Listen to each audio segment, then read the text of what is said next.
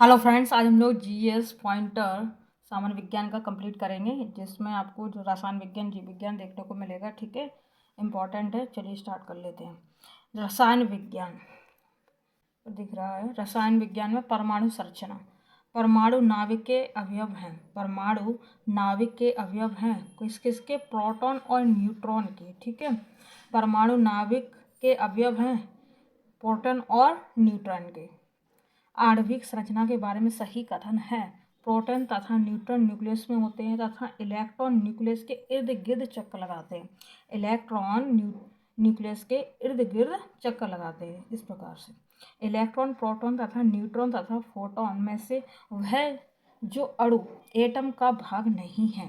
Atom का भाग नहीं है तो कौन नहीं है? फोटोन नहीं है। ठीक है, खनिज यौगिक, खनिज मिश्रण तथा प्राकृतिक तत्व में से एक ही प्रकार का परमाणु मिलता है। प्राकृतिक तत्व में परमाणुवीय नाभिक खोजा जाता है। खोजा था, रदरफोर्ड ने खोजा था। एटम में न्यूट्रॉन की खोज की थी। एटम में न्यूट्रॉन की खोज की थी, चैडविक ने की थी। न्यूट्रॉन, प्रोटॉन, ड्यूट्रॉन तथा इलेक्ट्रॉन में से एक अणु परमाणु कण नहीं है तो ड्यूट्रॉन नहीं है। Electron, positron, proton, neutron, photon, electron तथा न्यूट्रॉन, न्यूट्रियो में से एक कण प्रतिकण युग्म है। तो कौन कौन से एक कण और प्रतिकण युग्म है? तो इलेक्ट्रॉन, पॉजिट्रॉन, ये वाला है। अल्फा कण के दो धन आवेश होते हैं। इसका द्रव्यमान लगभग बराबर होता है हीलियम के एक परमाणु के नाभिक के बराबर। ठीक है, हीलियम के नाभिक में होता है 2 प्रोटॉन एवं 2 न्यूट्रॉन। हीलियम के नाभिक में होता है, क्या होता है? 2 प्रोटॉन एवं 2 न्यूट्रॉन होता है। किरण, अल्फा कण, बीटा कण तथा गामा कण में से ऋणात्मक आवेश होता है। बीटा कण में होता है। किसमें होता है? बीटा कण में ऋणात्मक होता है, तो बाकी इसमें धनात्मक होता होगा। ठीक है, इसमें भी धनात्मक, ठीक है, इसमें भी धनात्मक, इसमें ऋणात्मक। देखिए विशिष्टता और कार्य। शून्य द्रव्यमान होता है न्यूट्रॉनों। ठीक है, आंशिक आवेश क्वार्क का होता है। आंशिक प्रचक्रण प्रोजेस्ट्रॉन का होता है। पूरक प्रचक्रण फिनोन का होता है। किसका होता है? फिनोन का होता है। परमाणु में कक्षों को भरने का क्रम नियंत्रित होता है ऑफ-बाउ सिद्धांत द्वारा। किसके द्वारा? ऑफ-बाउ सिद्धांत द्वारा। ठीक है, रासायनिक तत्व के अणु के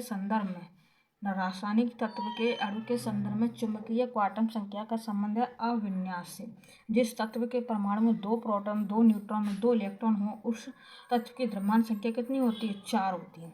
परमाणु जिनमें प्रोटॉन की संख्या समान परंतु न्यूट्रॉन की संख्या भिन्न भिन्न रहती कहलाता समस्थानिक कहलाता है। क्या कहलाता? समस्थानिक। समस्थानिक होते हैं किसी एक ही तत्व के परमाणु जिनका परमाणु भार भिन्न परंतु परमाणु क्रमांक समान होता है। परमाणु भिन्न कैसा होता है? भिन्न होता है, और परमाणु क्रमांक समान होता है, उनको क्या कहते हैं? समस्थानिक कहते हैं। ठीक है, किसी परमाणु नाभिक का आइसोटॉप वह नाभिक है जिसमें प्रोटॉन की संख्या वही होती है परंतु न्यूट्रॉन की संख्या क्या होती है? भिन्न हो जाती है। सम न्यूट्रॉनिक समूह है। ठीक है, तो ये है। ठीक है, पहले आ जाता है 14, ठीक है, 7n15 8 0 16, इस प्रकार से ये सब न्यूट्रॉनिक समूह है। ठीक है, देखिए रेडियो एक्टिविटी मापी जाती है गाइगर काउंटर से मापी जाती है। रेडियो एक्टिविटी का आविष्कार किया था बेकुरेल ने किया था। इसने किया था बेकुरेल ने किया था। रासायनिक एवं भौतिक परिवर्तन विलयन आदि से संबंधित इस प्रकार से देखें। भौतिक परिवर्तन का उदाहरण है पानी में चीनी का घुलना। जल का वाष्प में परिवर्तन कहलाता भौतिक परिवर्तन कहलाता। क्या कहलाता? भौतिक परिवर्तन। रासायनिक परिवर्तन का उदाहरण है सब्जियों को पकाने पर उनका मिलान हो जाना। ये क्या है? रासायनिक परिवर्तन है।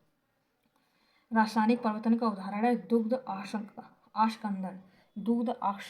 ठीक है, कथन ए, उच्चतर तापमान पर रासायनिक अभिक्रिया तीव्रतर हो जाती है। कारण, उच्चतर तापमानों पर आणविक गति और द्रुत हो जाती है। तो ये कथन और कारण बिल्कुल सही है। ठीक है, आगे देखिए, ए और आर दोनों सही है। आर का सही स्पष्टीकरण है। जल अपघटन में ऊर्जा उत्पन्न होती है ऊष्मा के रूप में। पाश्चुराइजेशन एक प्रक्रिया जिसमें दूध को पहले बहुत देर तक गर्म किया जाता है और एक निश्चित समय में अचानक ठंडा कर लिया जाता है। पास्तुरीकरण, ठीक है, पास्तुरीकरण संबंधित है दूध के निर्जमीकरण से। ठीक है, अमूल में जो दूध आता है वो इसी के द्वारा बनता है। ठीक है, सही कथन है किसी जलीय विलयन का क्वथनांक शुद्ध जल के क्वथनांक से अधिक होता है। ठीक है, किसी जलीय विलयन का क्वथनांक शुद्ध जल के क्वथनांक से क्या होता है, अधिक होता है। अशुद्धियों के कारण द्रव का क्वथनांक बढ़ जाता है। ऊंचाई की जगह पर पानी 100 सेंटीग्रेड के नीचे के तापमान पर उबलता है, क्योंकि वायुमंडलीय दबाव कम हो जाता है, अतः उबलने का बिंदु नीचे आ जाता है। निम्न कथनों पर विचार करना पड़ेगा। देखिए, कथन ए और कारण आर। देखिए, नमक और बर्फ के मिश्रण से 0 अंश से नीचे का तापमान प्राप्त होता है। नमक और बर्फ के मिश्रण से 0 सेल्सियस से नीचे तापमान प्राप्त होता है। ठीक है, नमक बर्फ के हिमांक को बढ़ा देता है। गलत, नहीं बढ़ा। वह कोलैडी तंत्र जो कोहरे में अभिव्यक्त होता है, वह कोलैडी तंत्र जो कोहरे में अभिव्यक्त होता है गैस में द्रव। आगे देखिए, परासरण के प्रक्रम में विलायक सांद्र घोल से तनु घोल की ओर जाता है। प्रतिलोम परासरण में तनु घोल पर भार दाब लगाया जाता है। उपरोक्त कथनों में से सही है ना ही एक और ना ही दो, दोनों ही बातें बिल्कुल गलत।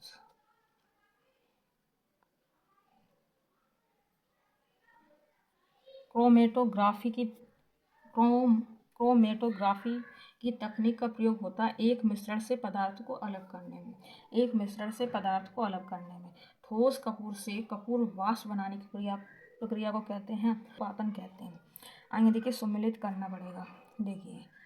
करना पड़ेगा उपचयनांक, और यह है तत्व। ठीक है, तो इस प्रकार से CaO का उपचयनांक 2 होता है। NaAlH4 का Al का उपचयन 3 होता है। MnO2 में Mn का उपचयन 4 होता है। H2SO4 का S उपचयन कितना होता है, 6 होता है। इस प्रकार से अकार्बनिक रसायन पर आ जाते हैं। कथन ए, रासायनिक तत्वों की आवर्त सारणी में इलेक्ट्रॉनिक बंधुता किसी एक वर्ग में सदैव ऊपर से नीचे की ओर होती है। कारण देखिए, किसी एक वर्ग में परमाणु त्रिज्या सामान्यतः ऊपर से नीचे की ओर बढ़ती है। किसी एक वर्ग में परमाणुीय त्रिज्या सामान्यतः ऊपर से नीचे की ओर बढ़ती है। तो ए गलत है, परंतु आर सही है। ये क्या कह रहा था, ये वाली बात गलत है, ये वाली बात बिल्कुल सही है। ठीक है, तो किसी एक आवर्तक के अनुदिश आयनन प्रभाव धीरे धीरे कम होता है। तत्वों के किसी एक वर्ग में जैसे जैसे परमाणु भार बढ़ता है, इलेक्ट्रॉन बंधुता कम होती है। तत्वों के किसी एक वर्ग में जैसे जैसे परमाणु भार बढ़ता है तो इलेक्ट्रॉन बंधुता क्या हो जाती है, कम हो जाती है। किसी निर्दिष्ट आवर्तक में जैसे जैसे परमाणु संख्या बढ़ती है, विद्युत ऋणात्मकता क्या हो जाती है, कम होती है। रासायनिक तत्वों की आवर्त सारणी के बारे में उपरोक्त कथनों में से सही कथन है केवल 2। तीसरे और चौथे समूह के ऑक्साइड का सामान्य गुणधर्म है बेसिक और एसिडिक। पर्पटी में सर्वाधिक पाया जाने वाला तत्व है ऑक्सीजन। भूपर्पटी पर द्रव्यमान % के रूप में सर्वाधिक मात्रा में पाया जाता है ऑक्सीजन।